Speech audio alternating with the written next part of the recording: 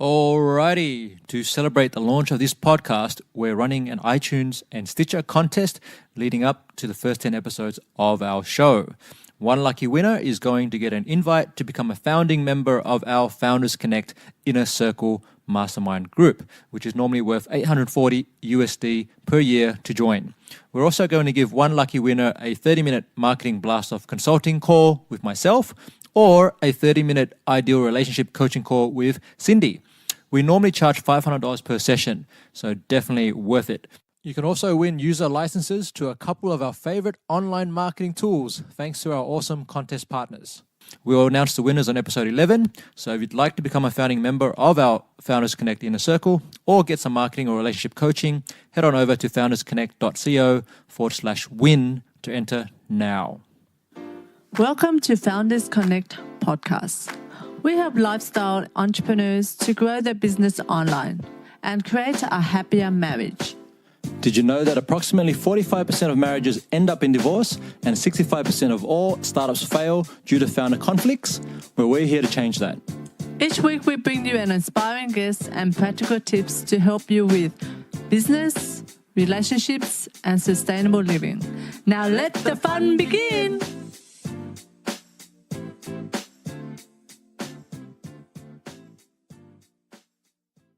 Hi everyone, I'm Cindy. And I'm Ant. And we're from Founders Connect. And today we are welcoming to the show our good friend Benjamin Dell, who is the founder and CEO at MissingLettr.com. Now, Missing Letter is missing a letter in the name, so that's right. It's a social marketing automation company that automatically creates 12 months worth of social content for each blog post you publish. We're a client. We've been using the tool since it began. So I'm really excited to have Ben on the show. He previously owned a web agency for over 10 years, which has been acquired. And during that time, he also launched a number of SaaS startups, 2 of which have been sold.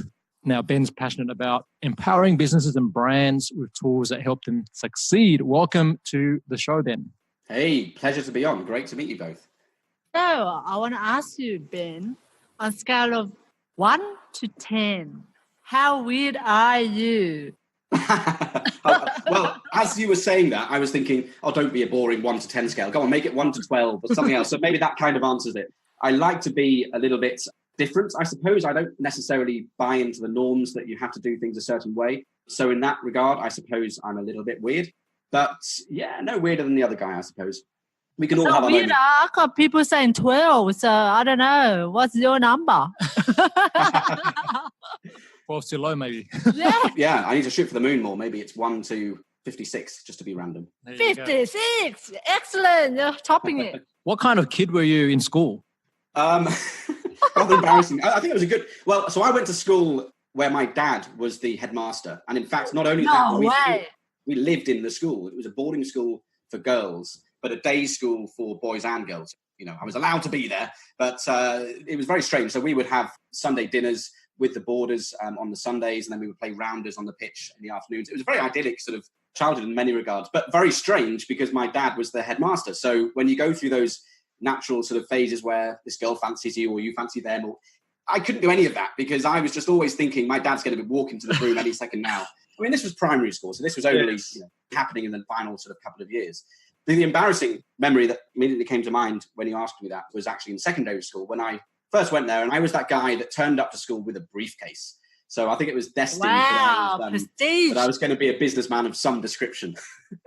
I quickly got rid of it. I think I did it for about 2 days, and then I realized that no one else was carrying a briefcase with them.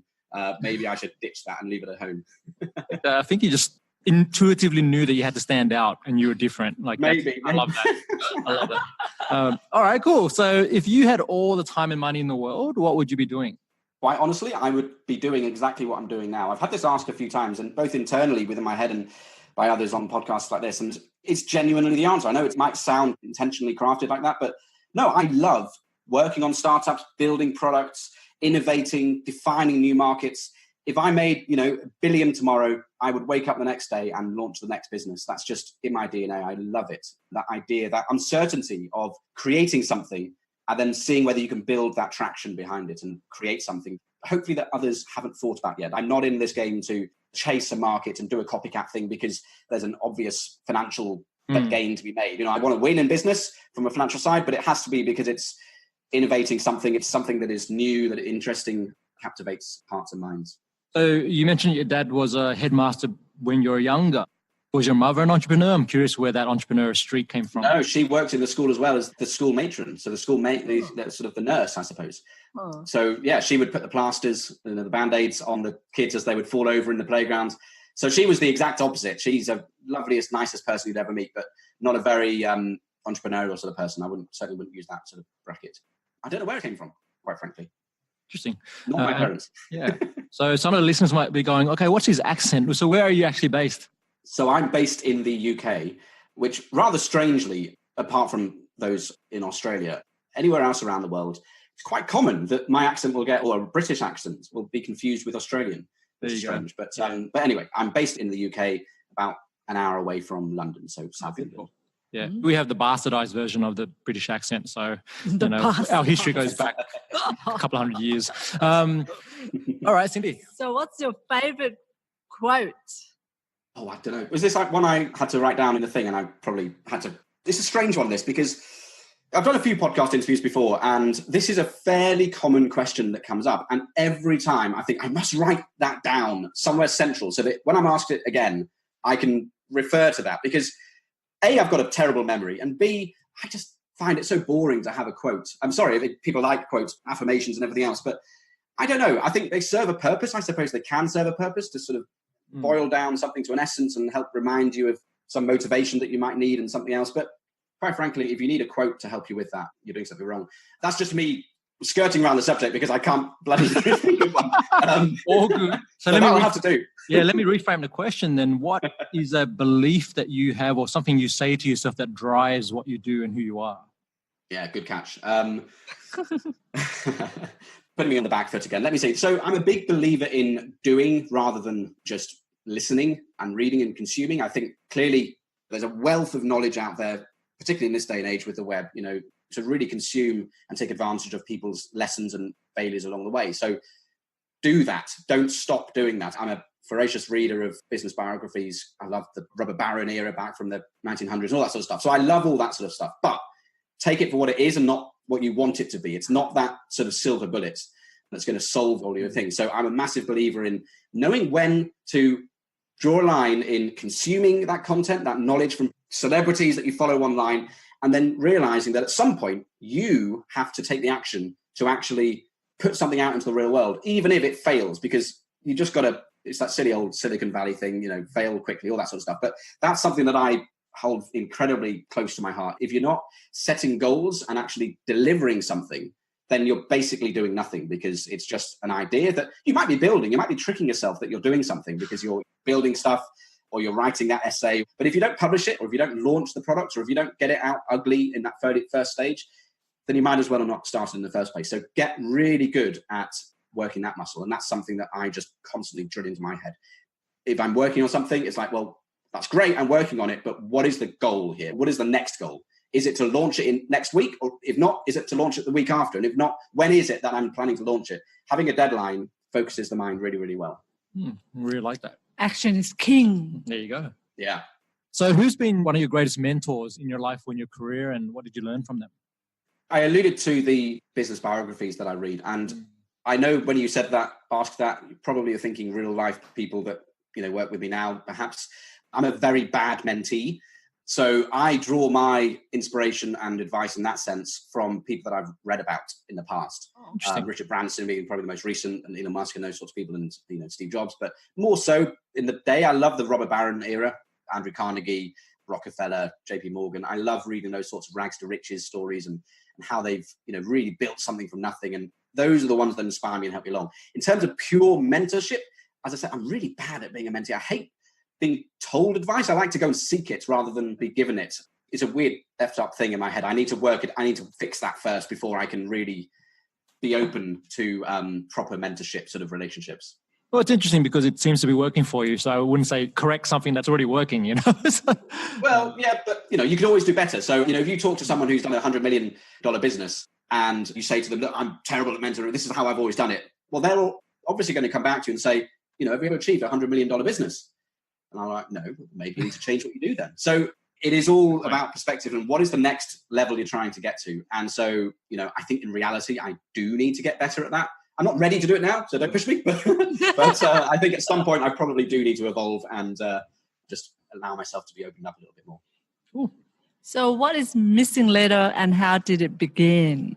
So MissingLettr, as you mentioned at the beginning, is a social media automation platform. It's kind of the antidote to the buffers out in the world where, as brilliant as they are and amazing as the companies are, they do two aspects of the social promotion really, really well. They do the scheduling and then the distribution. So they will help you schedule it so you can pre-schedule stuff in the future. And then they do the sending out. So they will, set it and forget it, and they'll post it out to your social accounts over that period, over the next year or whatever. But what they don't do, and, for right reasons, that's not their game, they leave it to you to create the content in the first place, which, you can very easily argue, well, of course, you should create the content. Only you know what you want to write. You don't want a robot writing it for you.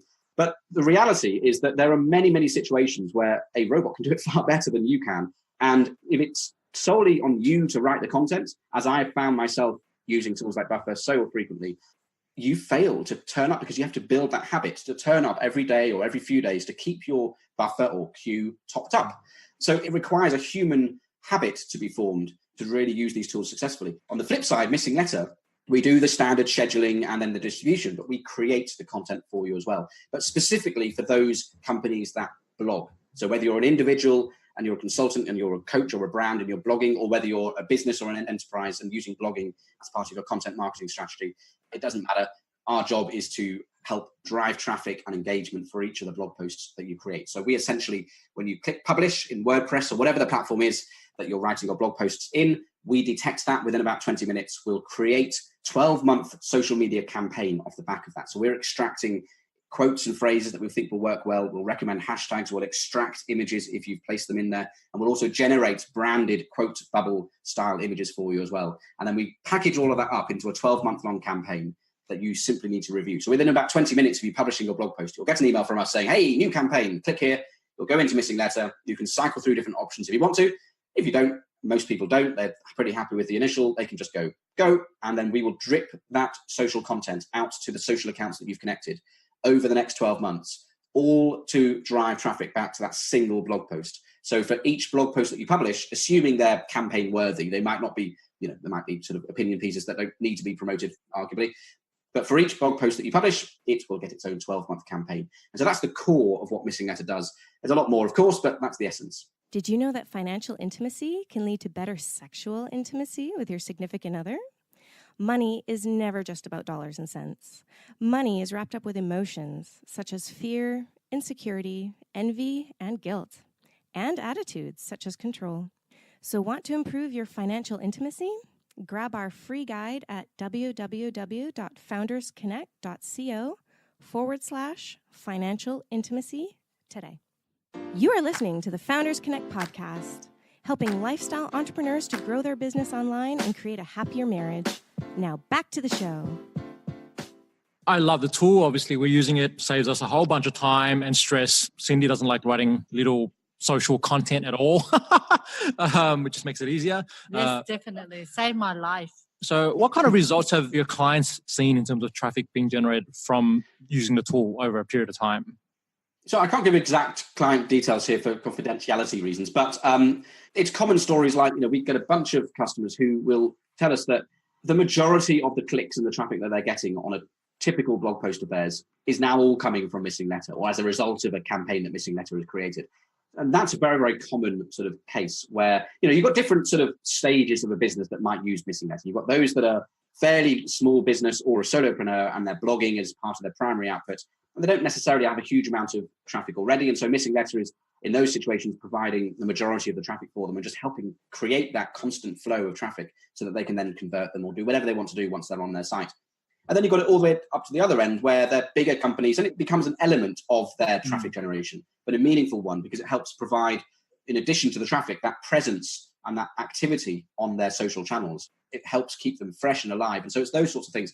But we'll have customers who are getting thousands and thousands of visits to their blog posts every month, right through to those that are getting just a few dozen or a few hundred. But that still is 500% more than they were getting before using MissingLettr. So it really depends on where you're starting from.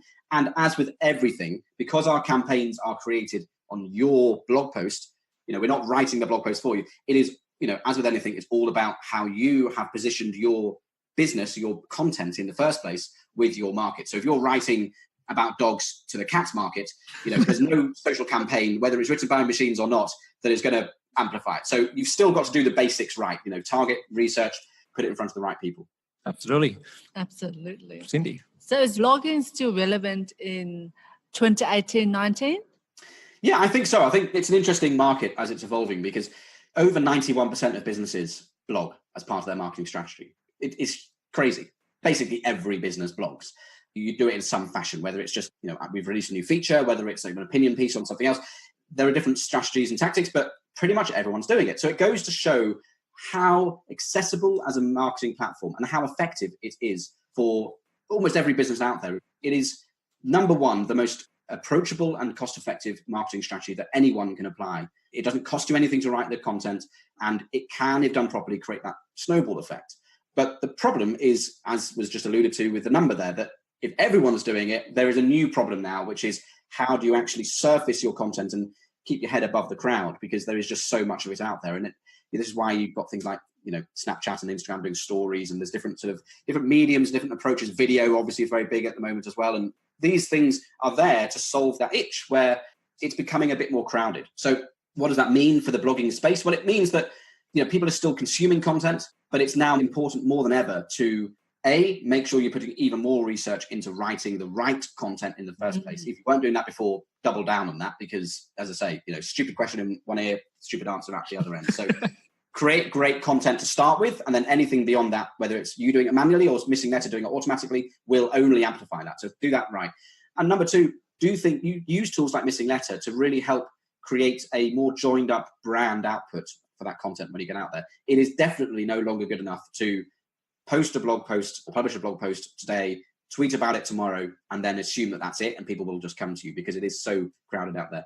You need to be dripping it out gradually. Whether you use MissingLettr or not doesn't really matter. Just come up with a schedule over that 12 months for each blog post that you come up with to really just help get it in front of your users. Because we're all busy people. Our social feeds are getting affected algorithmically by Facebook, but also we're busy, we just miss stuff. So dripping it helps increase the chances that your audience will see it more relevantly. Yeah, so we recently did a survey of 50 business owners on LinkedIn, asking them about their blogging habits, whether they blog or not, and what frequency do they share that content. And overwhelmingly majority say they do blog, but big challenge for them is time and then the effectiveness of the content. And what I sort of observe is that they're doing what you're saying not to do, which is just to publish it once and then share it once and then leave it there. All right. And so I think that's the real advantage of having a tool like MissingLettr, because you can actually then automate to some degree the constant promotion of that content. And that's, I think, where a lot of people fail to focus on is the promotion part of the blogging process, right? Yeah. I was reminded that 91% stat in the same survey, I can't remember the exact number. The 91 was the exact one, but I can't remember the follow-up. It was somewhere, it might be 70, but I'll say 50 to 70 just to be safe. About 50 to 70% of that 91% cohort were moderately satisfied with the results of the blogging that they were doing, which totally ties in with what you're saying there, that doing it, they know they should be doing it. There's huge opportunity in blogging, but they're not quite getting the results that they want. It's delivering results, but it's not quite as effective as they think. And it's probably for reasons, as you say, that they're not quite thinking about how they promote it and what they do to get above the crowd. All right, so I think we've got that one. All right, Cindy, you like this question? Yeah, definitely do. So what bullshit do you see going around your industry that you disagree with? What bullshit? Yeah. Well, I think more generally, and it goes back to the topic, the answer I gave a minute ago, so it's regurgitating a little bit, I suppose. But this idea that you can just follow people and read what they do and follow what they do and it will just deliver results. Going back to those sort of the so-called celebrities that we'll talk to you about, people who just blindly follow people and think that if they follow their playbook, it will work. That, I think, is bullshit that is peddled far too frequently.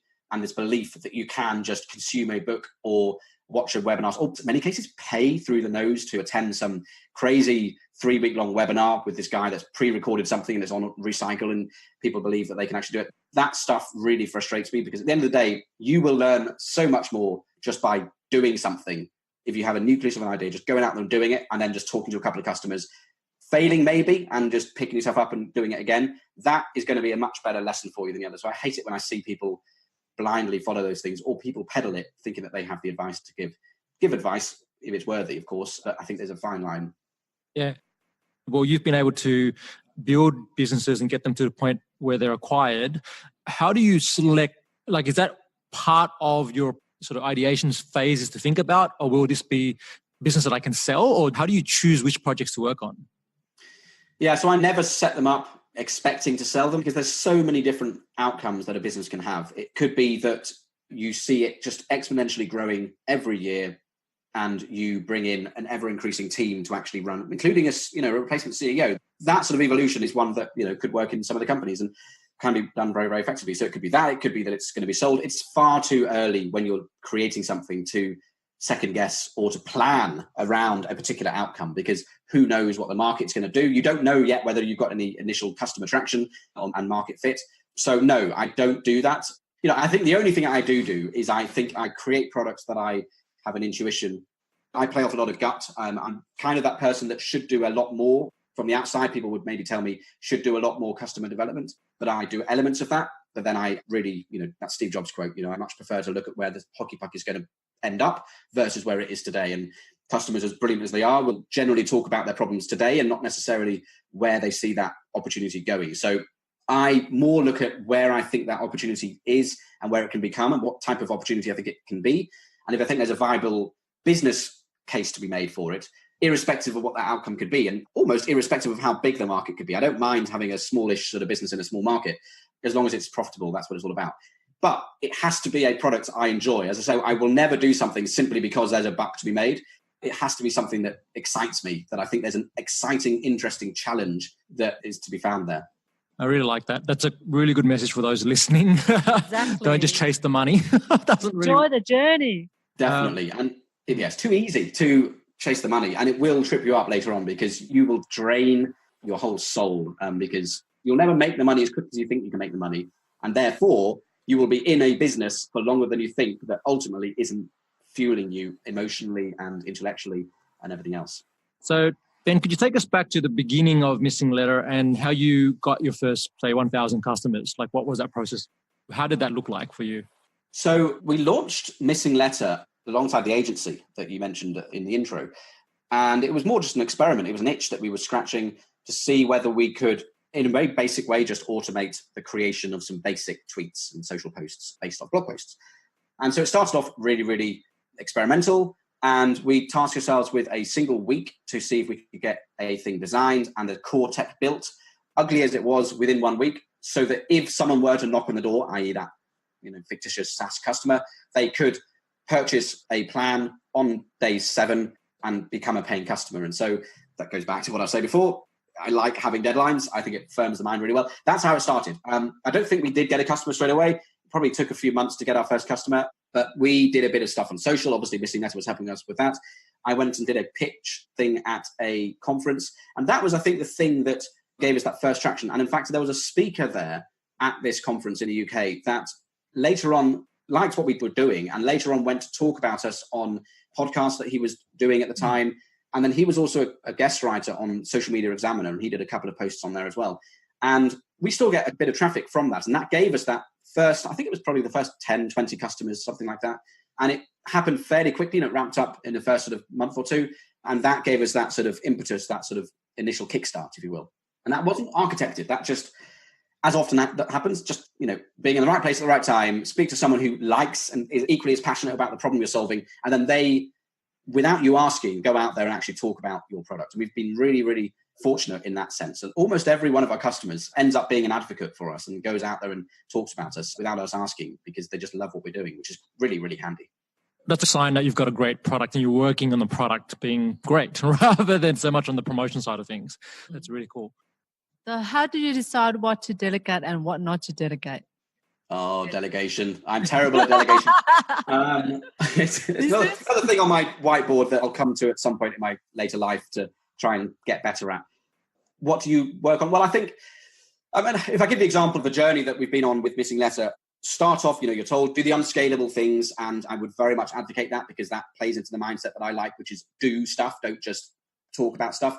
So a great example there is customer development and customer support.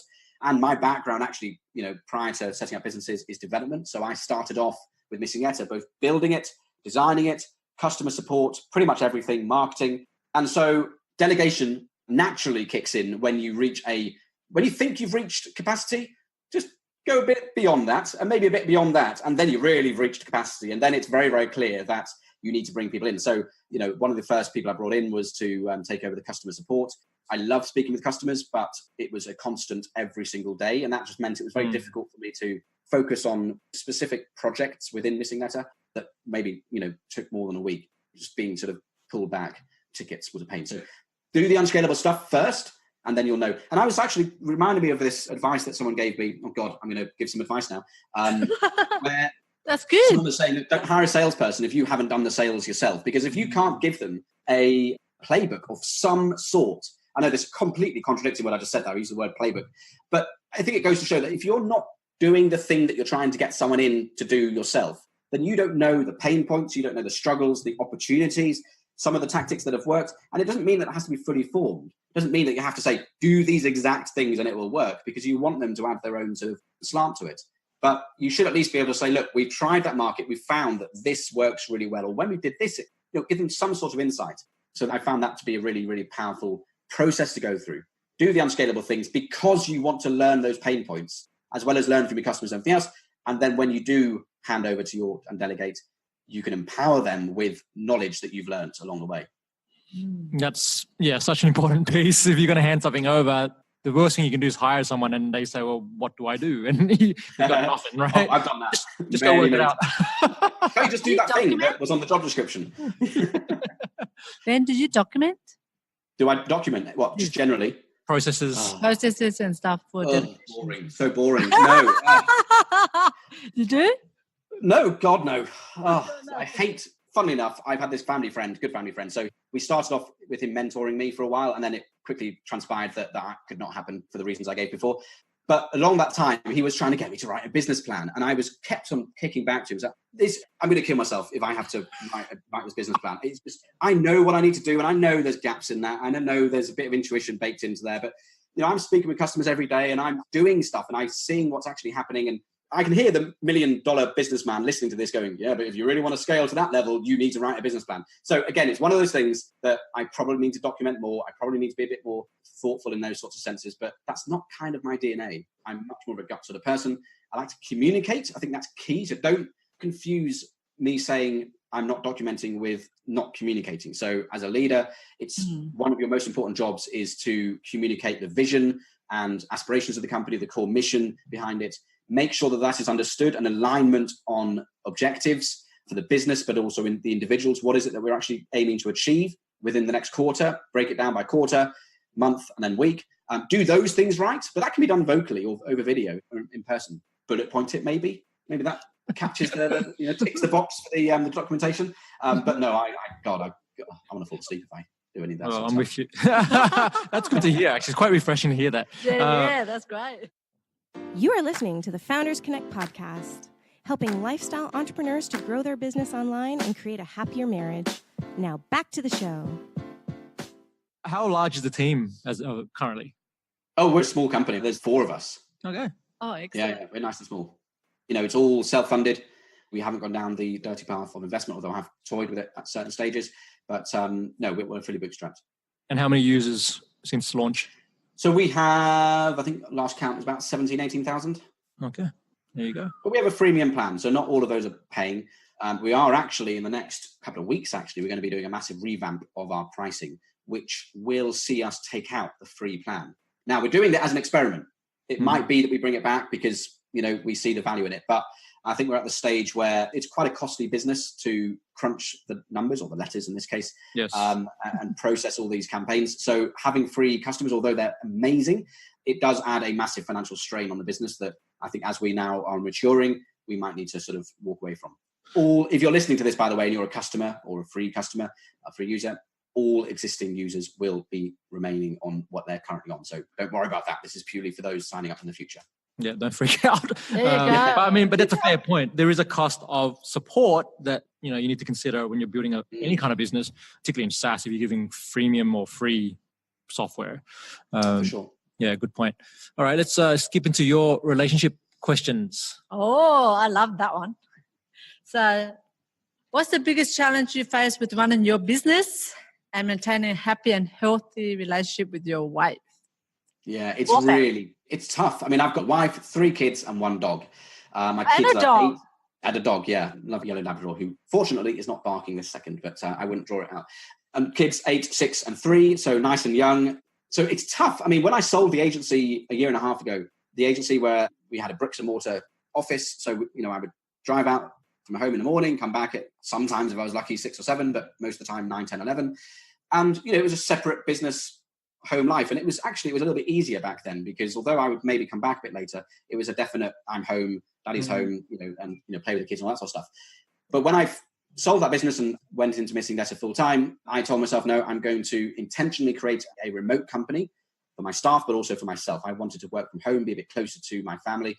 And I knew there would be challenges with that. Now, I knew one of those challenges, I know this is about relationships, but just on the work side of it for a second, I knew one of the challenges for me would not be working. And I know some people have that potential issue, and a genuine one, working from home. Would they get distracted? Would they actually be productive? For me, that's never been an issue. I can work through anything, and I am dogged in my perseverance in getting something done. I won't have lunch until I've done what I said I was going to do for that morning job. I would split my days into morning jobs and afternoon jobs. So I will have lunch sometimes at 3, 4 o'clock and beyond. Sometimes I just skip it. I need to get that thing done first. So it doesn't matter that I've got stuff going on and I've got noise at home.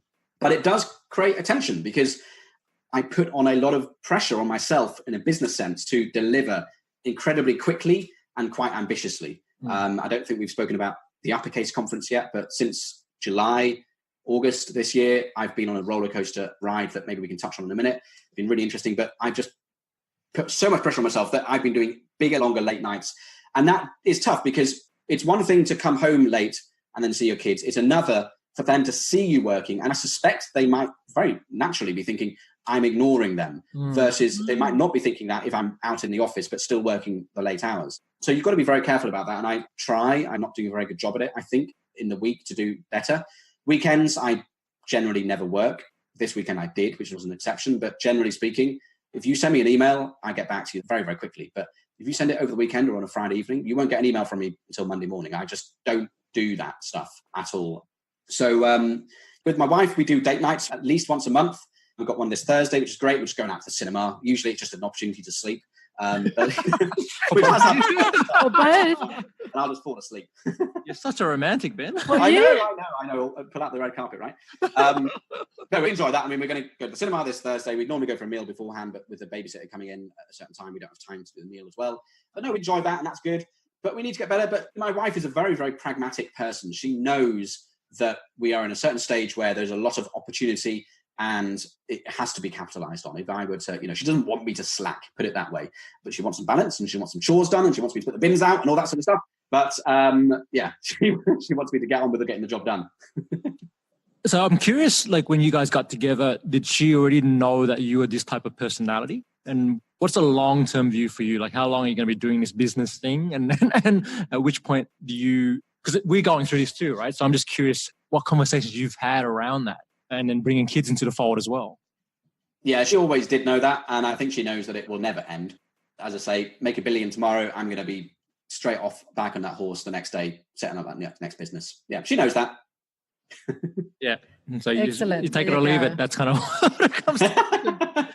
Pretty much, yeah. Yeah. But no, she knows that. It's all okay. Good. Yeah. Now, you mentioned you did the summit recently. Tell us a bit about that. And did that lead into this product you have called about, what's it called? About Hey Summit. HeySummit.com. That's it. So what's the, cool. Tell us about what you learned. How are we doing for time, by the way? I know we're getting close to the... Yeah, we're getting there. We've got about 5 minutes. And then Okay, cool. Well, I'll be quick on this. I think it's just a good... I was going to say the word lesson there. But maybe there is a little lesson in there somewhere. So back in July, I had this idea to run a couple of webinars for our MissingLettr customers, just to tie them over the summer, to give them some value, free value. I was going to bring in a couple of experts in social media or something like that. Didn't know who at the time. And I just thought, look, if I could send them an email, halfway through the summer saying, hey, we put on a webinar next week. It's totally free. You're going to learn X, Y, Z about whatever it might be. sign up here, just a freebie. I thought it was a great way just to keep that communication open and conversation open with our customers. And then I woke up the next day and thought, Ben, that's just so unambitious. A couple of webinar series, come on. A webinar series sounds very boring. Let's call it what it is. Let's create an actual event. Let's create a conference, but an online one. So I thought, let's do a summit. And then I looked at a couple of other summits that had taken place. I hadn't attended one before, but I'd seen them before and seen them advertised, and a couple of things sprung out. One, I hate those landing pages. They look very salesy, very funnily, and very horrible, and very scammy in many ways. And I know that's not to say anything about the content that maybe these were giving out, but they give the impression that they're very sort of, quick, rich sort of stuff, and it just hated that. And they were very unambitious, they felt like. And it would do like 2 or 3 people. Some of them had maybe 10 people talking, and it just felt, and it just annoyed me. And I thought, right, okay, am I going to do this or not? So I thought, let's do a 100 speaker summit. Let's go for a big number, and let's do it in like 4 weeks. And not only that, but because I hate those landing pages and everything else, let's build the platform that's going to run this summit from scratch. And then not only that, but I thought, there's no way, because we just had a team talk with MissingLettr, a couple of days before, where we were working out the OKRs for, objectives for the next quarter. I'm not going to suddenly, as I sometimes do, pull people off and distract them and everything else. I'll take this all on myself. I'll do the promotion, the engagement with the speakers, post it, I'll build it, I'll do everything myself. That'll be a fun experiment, little thing to tie me over that summer. So that's what I did. So we achieved it. Within about 4 weeks, we pulled in 100 speakers. Unfortunately, 102 in total, but 2 of them dropped out at the last minute. So we still managed to maintain that 100 speaker objective, which was fantastic. And we had companies from AppSumo, from Go Squared, we had Brennan Dunn talking, we had lean startup guy Ash Miura, we had published authors, Emmy Award winners. We had a huge roster of people. It was incredible. And by the end of it, not only had we put on an incredible event over 2 weeks, where I was sort of, nailed to a desk for sort of 10 hours every day, hosting, recording, and then, publishing and building in the morning. I would do sort of 6 hours in the morning of fixing things that I'd noticed or improving things that I'd noticed the day before, things that would increase engagement or increase the chances that people would actually turn up live to the event. We'd create giveaways. And basically, by the end of this 2-week conference, this was just a few weeks ago, back in September, we not only delivered a conference of that scale, but I built a compelling world-class summit platform that I thought, this is frustrating. Now it would be stupid of me not to launch this as its own product. So I got myself into a bit of an unescapable corner there. So it was very clear to me that there was an opportunity, because we'd already seen a bunch of people who were using the platform, both as speakers and also as attendees, going, where did this come from? This is like, I've never seen, as speakers, we were giving them stats on the demographic breakdown of people that were attending their talk. How many were booked into that talk. They were able to do things and see things that they'd never seen before as speakers. So it was very clear that I had to build it out as a product. And so that's the journey that I've been on over the last 8 weeks, in fact, 4 weeks, because I gave myself 4 weeks after the end of Uppercase, the conference that we put on for MissingLettr, to actually launch the official new product to the public 1st of November of this new platform called Hey Summit, which was based on a platform that we built for Uppercase. And that happened last Thursday. And we're doing a big public launch on the 23rd of November, I like dates, of this month. So we're doing a big Black Friday promotion around it.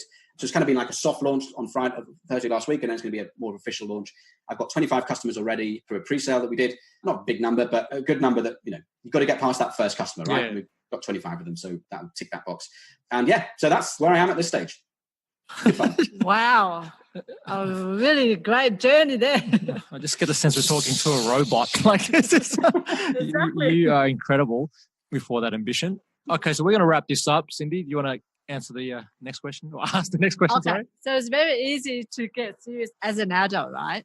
So how do you make fun a priority in your life and also in business? I don't know. Hopefully you've seen through this conversation that I'm a little bit energetic with how I approach things and conversations and everything. And I think that carries through to everything I do. So I will do a little dance around the room, or some days I'm a little bit somber as well. It's not all song and dance, but I try and be silly with my kids. I think that's probably the simple answer there, and not the obvious one, but the best one. I think it's being silly with your kids. And my 3-year-old is so silly. He's brilliant. He's going to be such an actor, but he will come in and do a stupid face, a little dance, and it can't help but put a smile on your face, and you just give him a little snuggle and be stupid around your kids. I think it's just such an excuse, such an easy excuse to be unbridled in your stupidness and weirdness and funness, to use 3 words that don't exist, that you shouldn't not be doing it. And you feel so much more alive at the end of it. I love doing it. Fantastic. So it's an excuse to be a kid as well, eh? Yeah, definitely. Well, I was going to say, they remind you to be that. Like you already have it in you, right? Yeah. All right. So after it's all said and done, what do you want to be remembered for, Ben? Achieving things, like delivering stuff that actually solves problems, like not just vaporware. Brexit is big over here, so that's just a topical example. Like not just releasing something because an app on Brexit because people are talking about Brexit. Not just something because it was just felt like it was of the time, but something that was like, damn, that was an idea or an edge case or an opportunity that I didn't even know there was a problem. But now I see that. That's kind of cool. MissingLettr being a great example. And Hey Summit, why has no one created a platform that really helps people solve these problems before? I like those sorts of challenges, and I want to be remembered for delivering successful businesses in those sorts of spaces. You're well on your way, and we wanted to acknowledge you for being the great person you are and the things that you're doing, and for joining us on the show today. Thanks, Ben. Hey, pleasure. Thanks so much for having me. Thank you for your great energy. Woo! And for those of you listening, I also wanted to thank Ben for partnering up with us to basically put up a prize for our giveaway. So we are offering a business plan license for MissingLettr, and all you need to do is head over to our giveaway page, which is foundersconnect.co/win, to enter that and have a play of the tool. We will be putting up a couple of videos on how to use the tool, because that's something that will save you a bunch of time. And I'm looking forward to playing with the Summit tool as well when that comes out. Cool. And maybe you can get me on another time, and I'll tell you about the third business that I launched last week. Uh-oh. Here we go. Little cliffhanger. All right. They just keep on coming. All right. For everyone else, hit subscribe, hit share, and we'll talk to you real soon. Thanks, Ben. Cheers, guys. Take care. Bye. Alrighty, so that was our interview with Benjamin Dell, founder and CEO of MissingLettr, and also a couple of other new tools, which will be coming down the line. So, Cindy, what was your key takeaway from that conversation? My key takeaway is action is king. So he's actually a really action taker person, and even if you're testing the market, you still need to take the action to test it and validate your idea by using actions, not by just learning through books and tutorials and videos and etc. Yeah, I love that as well, because it's easy to get caught up in watching a bunch of videos or going to seminars or doing courses. But at some point, you actually have to get out and speak to people, customers, and understand how to solve their problems. That's really cool. Is that your takeaway? Hello, get another one. That's mine. My takeaway is, tied to that is always be experimenting, and when it comes to relationship, really sharing with your partner, in this case, Ben did with his wife, who he was and who he is and who he will always be, and that you need to accept your partner for who they are. And that's the only way the relationship's going to work, because we didn't really get too much into that, but what I read from that is they didn't really try and change each other and they kind of accepted, well, that's who they are. That's who you are. And when you're dealing with entrepreneurs, that's kind of their mentality, and they're always thinking about the next project. Like he's on his who knows, 100th project. And he said even if he was, if he made $1 billion tomorrow, he would still go back the next day and create something new. That's exactly an entrepreneur mind. There you go. All right. So as we covered, so Ben and MissingLettr have been kind to donate a prize for our giveaway. So head over to foundersconnect.co/win, and you'll get a chance to win a lifetime pro business license for MissingLettr, and that's a great tool to help you get really smart and automated with how you promote your blog content. All right, so head over and check that out now. Stay tuned for our next episode, where we're talking how to start a successful online business like a boss with Nahum Kligman from Book Like a Boss. And remember to live passionately, purposefully, and confidently. Till next time.